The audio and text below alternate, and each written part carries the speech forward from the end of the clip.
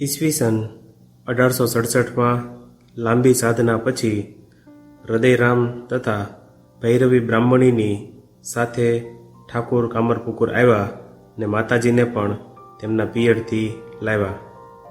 આ પહેલાં તેમણે વિધિપૂર્વક સંન્યાસ ગ્રહણ કરવા છતાં પણ સંન્યાસના ગુરુ શ્રીમદ તોતાપુરી પાસે સાંભળેલ કે સ્ત્રી પાસે હોવા છતાં પણ જેના ત્યાગ, વૈરાગ્ય, વિવેક, વિજ્ઞાન સંપૂર્ણપણે અખંડ રહે તે વ્યક્તિ જ બ્રહ્મમાં યથાર્થ પ્રતિષ્ઠિત થયેલ કહેવાય.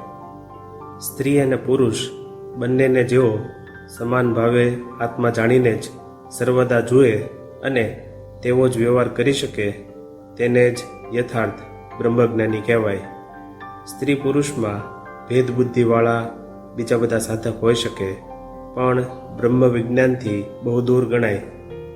તત્વદર્શી તોતાપુરીજીએ એમ પણ કહેલ કે શ્રી રામકૃષ્ણ જેવા નિર્વિકલ્પ સમાધિવાળા પુરુષ જો નિર્વિકાર ભાવે સહધર્મિણી પ્રત્યે પોતાનું કર્તવ્ય પાલન કરે તો તેમાં ધર્મહાનિ ન થાય.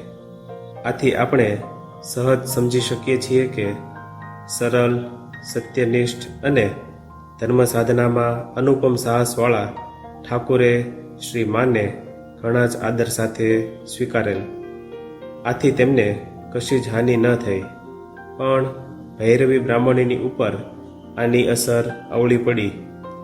શરૂઆતના દિવસોમાં તો માતાજી પ્રત્યે તેમનો વ્યવહાર સ્નેહપૂર્ણ હતો. માતાજીની ઉંમર ત્યારે નાની હતી. એઓ ભૈરવીને સાસુ સમાન માન આપતા અને તેમનાથી ડરીને ચાલતા. ભૈરવી વચ્ચે વચ્ચે મરચાં વધુ નાખીને પૂર્વ બંગાળની માફક શાક બનાવતા અને માતાજી તથા રામલાલની માની થાળીમાં પીરસીને તેના સ્વાદ બાબત તેઓનો મત પૂછતા. રામલાલની મા તો કહી દેતા, હા તીખું થયું છે, પણ ભૈરવીના ગુસ્સાથી બચવા માતાજી કહેતા, સારું થયું છે.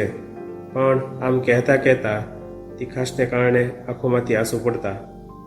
ભૈરવી તે તરફ ન જોતા રૂઆબથી રામલાલની માને કહેતા, વહુ તો કહે છે સારું થયું છે, તેને તો બાપુ કોઈ રીતે સારું નહીં લાગે, તને હવે શાક નહીં આપું.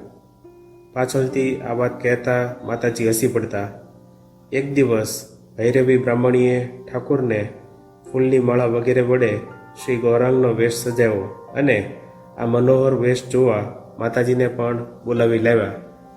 તેમણે આવીને જોયું કે ઠાકુર ભાવાવેશમાં છે. આથી તેમને જાણે ભય લાગ્યો.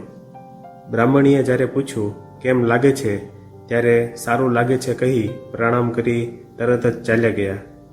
આ ભયમાં લજ્જા પણ હતી, કારણ માતાજી ભૈરવીને સાસુ સમાન માનતા અને વળી ત્યારે તો માતાજી લજ્જાળુ નવવધુ હતા.